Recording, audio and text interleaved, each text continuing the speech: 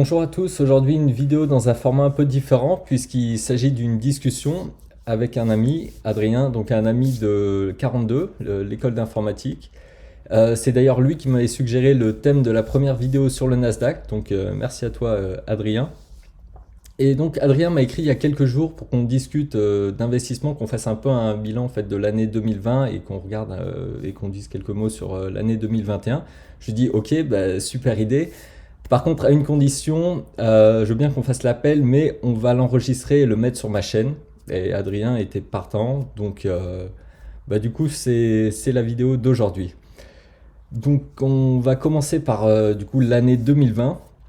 Alors l'année 2020 en fait c'est l'année durant laquelle j'ai commencé à investir et je crois que c'est pareil pour toi Adrien, c'est ça? Ouais, c'est ça.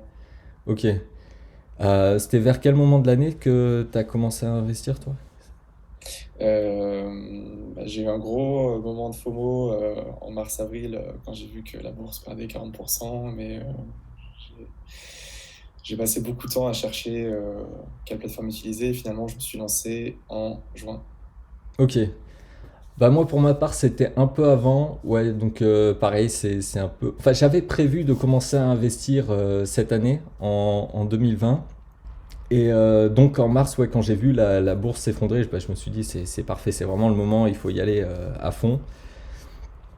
Pour les entreprises dans lesquelles j'ai investi, comment j'étais beaucoup intéressé par les entreprises technologiques et que je voyais le potentiel dans les entreprises technologiques, c'est principalement dans ce type d'entreprise que j'ai commencé à investir. Euh, Je sais pas pour toi, du coup, Adrien, c'est quoi qui... Moi c'était essentiellement du QQQ en fait. Je suivais l'évolution du Nasdaq depuis longtemps et ouais, j'ai commencé par ça et en fait j'ai continué quasiment que là-dessus ensuite. Ok, donc le Nasdaq 100, Ouais. l'indice, ok. Donc si vous n'avez pas encore vu la première vidéo sur le Nasdaq, enfin je parle de cet indice. Donc c'est un indice qui comprend les 100 plus grandes entreprises non financières du Nasdaq par capitalisation, c'est-à-dire par taille d'entreprise.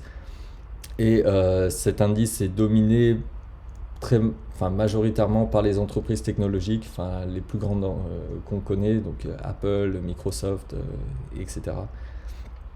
Et ouais, c'est vrai que la performance a été très importante ces dernières années. Et puis aujourd'hui, c'est les entreprises gagnantes, quoi. Enfin, quand on voit la taille qu'ont ces entreprises-là et le poids qu'elles pèsent, et puis la dynamique qu'elles ont, quoi. Enfin, en particulier cette année avec, avec le coronavirus et les gens qui étaient confinés chez eux, c'est vrai que enfin, elles ont bénéficié de cette situation et ça s'ajoute au fait qu'elles étaient déjà enfin, dans une trajectoire qui était très favorable. Quoi.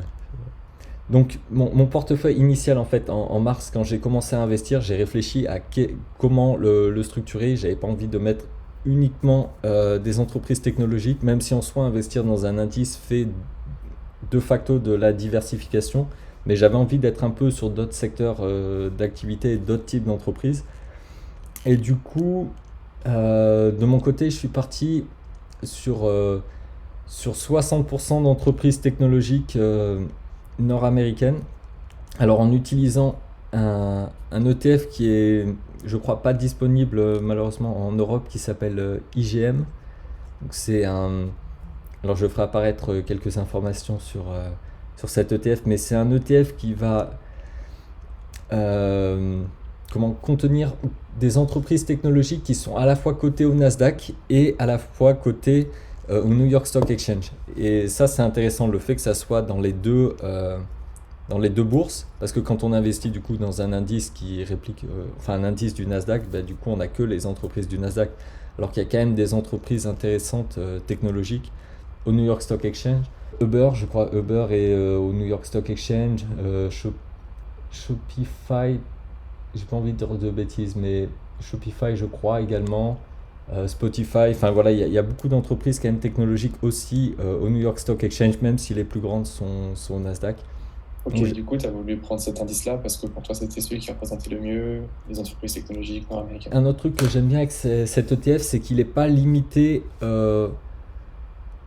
aux entreprises, parce que tech stricto sensus, parce qu'il y a certains indices comment, qui vont prendre des entreprises technologiques mais qui vont le faire dans une approche, alors je sais plus quel est le nom exact du secteur, mais qui vont se limiter aux entreprises technologiques pures, un peu, genre qui vont prendre Apple, qui vont prendre Microsoft, qui vont prendre Oracle, mais qui vont laisser de côté Amazon, qui vont laisser de côté Shopify, etc. Parce que Shopify et Amazon, par exemple, sont dans d'autres, enfin classifiés comme étant dans d'autres secteurs d'activité. Genre Amazon est dans Consumer Goods, je pense, et Shopify, je sais pas, peut-être, je connais pas les catégories précisément, mais va peut-être être mis dans les médias, par exemple. Alors que pour moi, genre, c'est des entreprises technologiques, dans le sens où elles ont disrupté un secteur d'activité en utilisant de la technologie et en ayant une approche qui est différente des entreprises existantes. Et du coup, cet aspect-là également m'intéressait, en plus de couvrir les deux bourses principales des États-Unis. Donc ça, du coup, c'était 60% de mon portefeuille. Après, il y a 20% restant, enfin comment, 20 autres pourcents qui est pour le groupe que j'ai mentionné, Brookfield. Alors Brookfield, je ferai peut-être une vidéo un jour sur Brookfield, mais Brookfield, c'est un groupe qui investit dans des infrastructures. Mais la chose qui est intéressante avec Brookfield, et contrairement à d'autres entreprises qui investissent dans les infrastructures, c'est qu'ils ont une approche assez agressive dans l'investissement dans les infrastructures. Donc ils prennent des infrastructures, ils les optimisent en réduisant les coûts, en gérant un peu des problèmes qu'il y a possiblement, potentiellement dedans. Ils stabilisent un peu la situation et ensuite ils vont revendre ces actifs-là. Et du coup, ça fait qu'ils ont une performance qui est assez élevée sur ces dernières années pour BIP, qui est Brookfield Infrastructure Partnership, et pour BEP, qui est Brookfield Energy Partnership, genre les deux entreprises dans lesquelles j'ai investi. Et eux, c'est pareil, ils sont en Amérique du Nord principalement. Oui, là pour le coup, c'est une entreprise canadienne. Ils sont cotés à la fois au Toronto Stock Exchange et au New York Stock Exchange. Donc il y a les deux, ça c'est intéressant. Donc moi j'avais investi en passant par la bourse canadienne pour éviter d'avoir à convertir en dollars américains. Et ils sont autour de 15%, enfin ce qui est à peu près pareil que 15% de rendement annuel, si on inclut les dividendes. Parce que là du coup il y a un aspect dividende qui est assez important. Enfin, parce que là on est sur une... contrairement aux entreprises technologiques, là il y a quand même un aspect d'entreprise un peu établi parce que bon, c'est des entreprises d'infrastructure, quoi. C'est des entreprises qui ont beaucoup de revenus et qui n'ont pas tellement de frais et du coup qui peuvent faire des distributions de dividendes. Et du coup, enfin, ce 15% pour le cas de BIP et de BEP inclut également les dividendes. Et enfin, il y avait 20% restants. Là, c'est les banques canadiennes. Alors là, c'est vraiment le côté sécurité. Mais il y avait quand même l'idée d'investir aussi. Enfin, là, la thèse pour les banques canadiennes, c'était le côté pour stabiliser le portefeuille. Possiblement, les entreprises tech pouvaient être volatiles. Les entreprises de Brookfield pouvaient être moyennement volatiles, et là je me disais bon, il faut quelque chose qui va compenser, qui va être très stable, qui va être quasiment comme une obligation, mais qui a quand même un peu plus de potentiel d'augmentation, enfin de rendement qu'une obligation. Et les banques canadiennes, en fait, c'est des banques qui sont connues pour être extrêmement stables. Plusieurs d'entre elles versent des dividendes depuis 100 ans de manière non interrompue, ce qui est quasiment un record au niveau mondial. Je crois que la Banque de Montréal, BMO, verse des dividendes depuis genre 200 ans sans interruption, enfin un truc qui est complètement dingue. Et puis, il y avait l'idée de parier un peu sur le potentiel futur du Canada. Et là, en termes de rendement, c'était... Enfin, pour les deux plus grandes banques, RBC et TD, c'est autour de genre 5-6% de rendement. Voilà, ça du coup c'est ce que j'ai fait en mars. Ouais. Et puis du coup c'est ce que j'ai... Enfin j'ai laissé globalement comme ça jusque l'été. Et toi, du coup, t'as fait des variations ensuite au cours de l'année ou Non, t'as pas de laissé? grosses variations. Moi, j'avais juste, en fait, je me suis fixé une règle où il y avait quand même quelques actions que j'avais envie d'acheter parce que j'aime énormément l'entreprise et je crois énormément à son potentiel. Et notamment, il y avait Tesla où, bon, même si je savais que les valorisations étaient complètement hallucinantes, ça fait des années que je suis cette société et je me suis dit, OK, il faut vraiment faut que j'ai au moins un tout petit peu de Tesla parce que au moins j'aurais moins ce sentiment de FOMO pareil. Et donc j'en ai un tout petit peu. Je ne sais plus quand j'ai acheté, mais j'ai acheté en cours d'année, mais ça représente même pas 5% de mes investissements. Ok, Et aussi, j'ai acheté aussi un petit peu des actions donc chinoises, sous entreprises technologiques chinoises. J'avais pas trop trouvé de produits qui répliquaient bien les entreprises technologiques chinoises à l'époque. Et du coup, j'ai regardé un petit peu ce qu'il y avait dans les ETF, j'ai regardé un peu les boîtes que je connaissais et j'ai acheté un peu de Tencent. ok. Et Tencent, ça, du coup, je pense que ça a bien monté cette année. Alors, Ouais. ça avait bien monté, mais là, en décembre, tu sais, il y a eu des réglementations antitrust en Chine, où il y a eu principalement Alibaba, mais un petit peu Tencent qui ont été visés. Donc, ça avait un petit peu rebaissé, et là, ça vient de dernièrement, d'un tout petit peu remonter. Ok.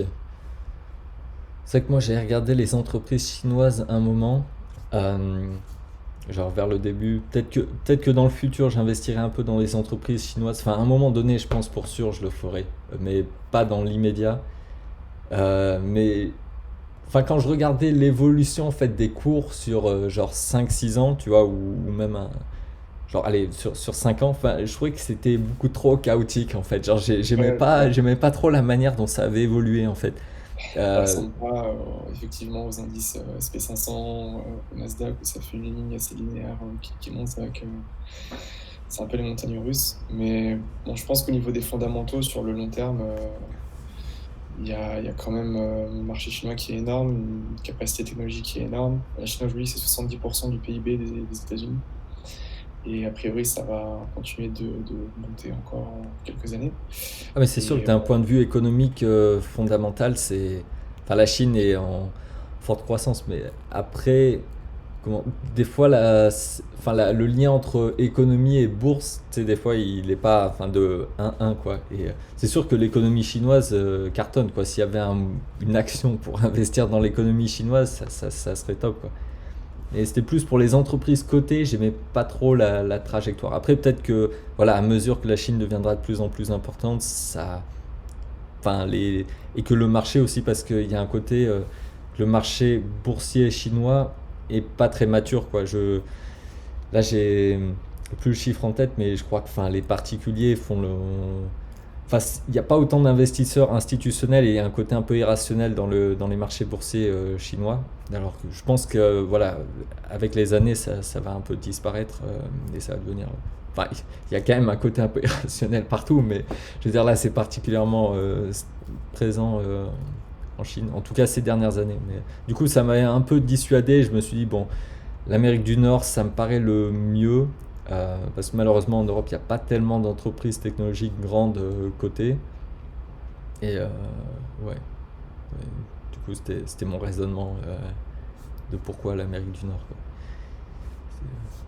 Ok, sympa. Ouais. Ouais, et Tesla, c'est vraiment peut-être l'entreprise de l'année pour, pour sa croissance, parce que c'est impressionnant. Et tu connais NIO par hasard? Enfin là, c'est une oui, petite parenthèse. NIO, bah, qui est un peu genre, pour les gens qui connaissent pas, un peu le Tesla chinois, et enfin, qui a eu une performance assez incroyable. Pareil, je crois que c'était, enfin, ils ont fait un x10 sur 2 ans ou 3 ans, un truc comme ça. Enfin, c'est assez dingue. Et du coup, après, pour avancer un peu dans l'année, parce que moi j'ai fait quelques petites variations, enfin, je suis tout le temps dans l'esprit d'investir pour le long terme, mais des fois je me rends compte, enfin, comment, donc bah, pour arriver sur le fait, donc pendant l'été, je me suis rendu compte en fait que conserver les banques canadiennes, donc ce 20%, même si c'était pas énorme, enfin, ça apportait pas grand chose en fait, parce que je trouvais qu'il n'y avait pas assez de rendement.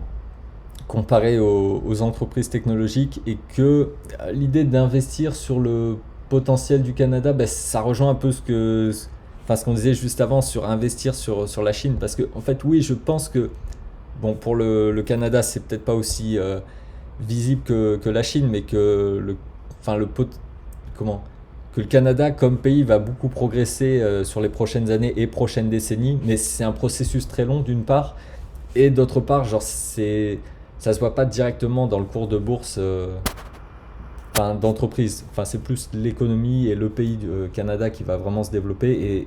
Et je me suis rendu compte que, comment, qu'investir dans les banques canadiennes en pensant que les banques canadiennes étaient le proxy de ça, de cette évolution, c'était pas la meilleure idée. Et puis le rendement immédiat était quand même pas assez bon. Donc je me suis dit, je vais enlever cette partie du portefeuille.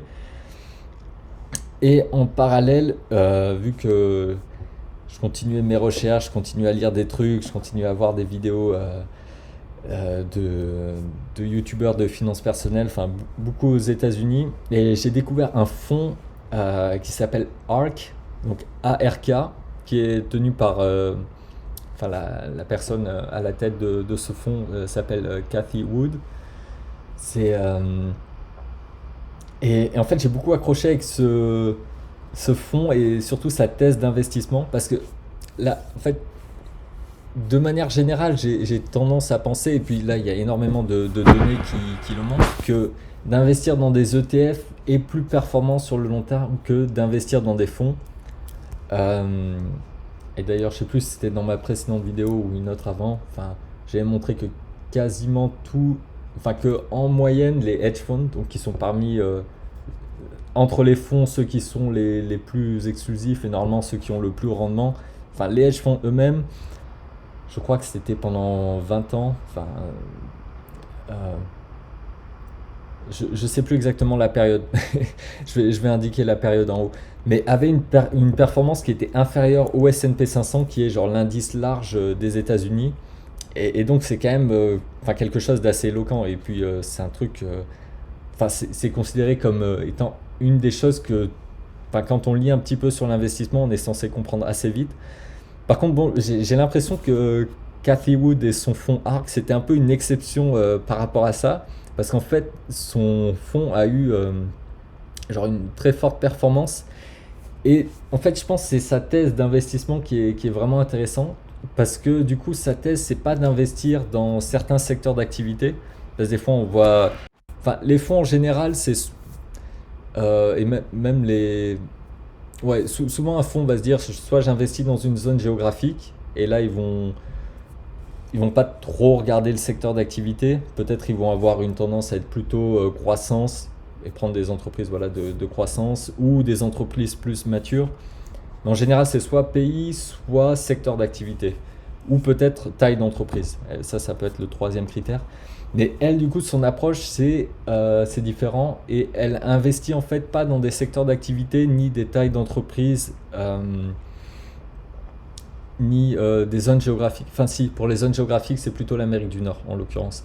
Mais du coup, son approche, donc, c'est d'investir dans la technologie, et avec son fonds, ils ont comment, identifié 5 plateformes technologiques qu'ils identifient comme ça. Bon, après, c'est assez large, hein, ça permet enfin, de couvrir à peu près toute la technologie, mais pour eux, les 5 plateformes, c'est l'intelligence artificielle, qui est la principale, l'énergie, et en particulier le stockage d'énergie. Donc pour eux, Tesla, ça rentre tout à fait dedans. La robotique, la génétique, et notamment tout ce qui est autour du séquençage d'ADN. Et la cinquième plateforme technologique pour eux, c'est la blockchain, et tout ce qui tourne autour de la blockchain. Et du coup, ils ont organisé leurs fonds et leurs équipes de recherche sur ces 5 plateformes-là, et pas par secteur d'activité traditionnel. Parce que, et ça c'est ce que je disais un peu avant, mais pour moi, genre une entreprise comme Shopify ou Amazon ou Spotify ou Apple, en fait, même s'ils sont traditionnellement mis dans des secteurs d'activité différents, c'est un peu la même chose. C'est un peu tous des entreprises technologiques, et qui vont utiliser la technologie pour un peu disrupter des choses. Et puis là, c'est un peu son approche, même si elle est tournée vers un petit peu comment pas les entreprises technologiques établies, vu qu'il n'y a pas les grandes entreprises comme Apple. Il y a peut-être un tout petit peu de Amazon, mais quasiment rien. Microsoft, enfin toutes ces grandes entreprises sont pas trop là. Et elles, c'est plus investir voilà, dans les entreprises technologiques, mais sur les plateformes de demain et les entreprises qui sont en train d'émerger. Donc Arc avait enfin, des grosses positions sur Tesla. Et du coup, ça a bien payé pendant l'année. Mais il y a d'autres entreprises. Je ferai apparaître à l'écran, je crois, une liste avec les entreprises qui sont présentes dans ARK, enfin ARKK, qui est le fonds principal enfin l'ETF principal du fonds ARK. Et une chose, enfin, ils ont plusieurs critères pour prendre des entreprises individuelles, mais un des critères, c'est que les coûts dans le produit que l'entreprise fait doivent être en train de chuter et en parallèle, il doit y avoir une augmentation de demande. Et pour eux, c'est un petit peu genre comme ça qu'ils identifient genre un point d'inflexion pour qu'une technologie et du coup une entreprise qui apporte bien cette technologie-là vraiment explose. Ouais. Enfin, peut-être que du coup, je détaillerai plus ça une fois dans une vidéo dédiée. Mais du coup, voilà, j'ai beaucoup accroché sur ce fond et je me suis dit que, vu que maintenant j'avais enlevé les banques canadiennes, je me suis dit que j'allais faire la moitié, enfin, moitié de ce que je mets pour la technologie dans l'ETF que j'ai mentionné précédemment, qui lui est un ETF totalement passif, donc l'ETF IGM, et l'autre moitié dans ARK, donc ARKK, qui est le fonds principal de Cathie Wood. Et voilà, ouais. Et ça me paraissait être genre un bon mix entre quelque chose de passif qui va davantage représenter les entreprises les plus établies, enfin les entreprises technologiques les plus établies, vu que ça fonctionne enfin, par capitalisation cet indice, et l'autre qui est plus dynamique et qui vise plus les nouvelles entreprises, avec ce côté actif là qui devient intéressant. Et je crois que là le fond, enfin le coût de cet ETF, parce que ce qui est intéressant, c'est qu'on peut investir dans ce fonds au travers d'un ETF, bien qu'il s'agisse d'un fonds actif. Et du coup, le fonds en tant que tel, il prend aussi 2% plus 20% sur sa marge Non, ils prennent rien du tout. Tu as juste les 0,75. Ok. Donc c'est vraiment intéressant pour ça. Parce qu'en fait, ça fonctionne comme un ETF. Tu as un MER, Management Expense Ratio, et tu as tout qui est inclus dedans. Okay. Et ça, c'est cool, quoi. Et eux, du coup, voilà, c'est ça. C'est la manière dont ils se rémunèrent. Mais c'est sûr que comparé à d'autres fonds, ça fait des frais de gestion d'autres fonds actifs, ça fait des frais de gestion qui sont super faibles, quoi. Ouais, c'est clair. Ouais. Et comme fonds actif, c'est le seul qui m'a donné envie, tu vois, et qui a suffisamment démontré, et qui, dans son organisation de la recherche et tout, qui me paraît valoir la peine de faire de l'investissement actif. Ouais. Du coup, là, c'est globalement le portefeuille dans sa situation actuelle. Après, pour 2021, toi, il y a des trucs que tu souhaites faire en 2021 ? Ouais, déjà, diversifier un petit peu, parce que être que sur le Nasdaq 100, quasiment, c'est pas très diversifié. Donc, j'aimerais faire peut-être un peu plus de SP500 aussi, un peu plus de l'ETF Monde là, je crois que c'est MSCI. Ouais, MSCI World Index. Ouais, et puis regarder un peu plus en détail comment investir dans les entreprises technologiques chinoises avec un ETF. Donc j'essaie de voir, il y a peut-être des options pour acheter du CQQ depuis une des plateformes que j'utilise, donc je vais essayer de faire ça aussi. Ok. Moi, en 2021, je pense du coup rester globalement pareil. Parce que là, je trouve que ce mix est bien. J'aimerais ajouter un peu de Bitcoin de manière marginale. Un peu de Bitcoin ou de crypto ou d'immobilier ou enfin d'autres classes d'actifs. Ouais, en fait, Moi, non, je suis pas très très exposé. Et pour l'instant, je sais pas encore. C'est vrai que je, je comprends de mieux en mieux l'argumentation en faveur du Bitcoin. Il y a aussi tout ce sujet d'impression de monnaie par toutes les économies des pays développés. C'est vrai que le fait d'avoir une monnaie décentralisée qui va avoir une production de monnaie fixe, c'est hyper intéressant. Euh, mais je le ferai peut-être en 2021. Pas tout de suite, mais j'ai pas encore complètement digéré ce sujet. Ouais, non, mais t'as raison. Enfin, c'est un truc compliqué, quoi. Enfin, dans le sens. Enfin, de manière générale, pour tous les investissements, je sais plus, je crois que c'est Warren Buffett qui disait ça, mais bon, c'est un peu du bon sens. Mais il faut investir que. Enfin, uniquement dans ce. Donc, ouais, je vais arriver à parler. Uniquement dans les choses qu'on comprend bien. Et en l'occurrence, Bitcoin, vu que c'est pas réglementé, enfin, raison de plus, il faut le comprendre d'autant mieux, quoi, parce que enfin, il peut y avoir des scams, ou même en dehors des scams, enfin, pour des plateformes qui ensuite arnaqueraient les gens ou qui se feraient hacker. Et donc cet aspect crypto à comprendre et sécurité à comprendre. Enfin, il faut quand même comprendre la classe d'actifs parce que c'est pas une classe d'actifs traditionnelle, quoi. C'est pas des actions ou des obligations, c'est un truc un peu particulier. Puis Enfin, il y a aussi l'aspect de ne pas vouloir forcément être suiveur. Moi, j'ai beaucoup d'amis qui, justement, ont acheté au précédent pic il y a quelques années. Là, on vient d'atteindre 30 000 dollars il y a pas très très longtemps. Alors qu'il était à, je sais plus, mais enfin, il a pris plus de 150% cette année, je crois, le Bitcoin. Donc il y a aussi ce côté, je suis pas sûr que ce soit le bon timing pour acheter. Après, il y a d'autres gens qui disent que ils voient le Bitcoin à 400 000 euros à la fin de l'année 2021. Donc je sais pas trop. ouais, ouais. Peut-être je ferai une vidéo sur le sujet pour détailler. Enfin, le moment où j'investirai, j'essaierai de faire une vidéo où j'explique tout. Enfin, parce que là, j'ai pas forcément tout qui me vient en tête, mais enfin, j'ai mis de côté un peu durant l'année 2020 quelques articles intéressants que j'ai lus et ça serait cool de tout regrouper. Mais je pense que la grosse différence par rapport à 2017, c'est l'adoption, quoi, et en particulier l'adoption des investisseurs institutionnels qui eux, ont vraiment les poches profondes et qui apportent beaucoup de stabilité, quoi. Enfin, parce que j'ai l'impression que 2017 c'était un peu une bulle, mais là maintenant c'est beaucoup plus mature, il y a beaucoup plus d'acteurs, des acteurs plus gros, et je pense que ça change la dynamique beaucoup. Donc même si on a atteint un plus haut, enfin, je pense que ça ne veut pas dire que c'est survalorisé pour. Et du coup, on verra ce que l'année 2021 nous réserve. Bon, ce sera probablement pas aussi dingue que l'année 2020. Euh, mais bon, avec les choix d'investissement faits, normalement, on devrait avoir des retours quand même intéressants. Enfin, supérieurs, je pense, à d'autres types d'investissements qui sont pas sur ces secteurs-là qui sont bien porteurs. Ok, ben merci pour ton intervention, Adrien, et Pourquoi pas?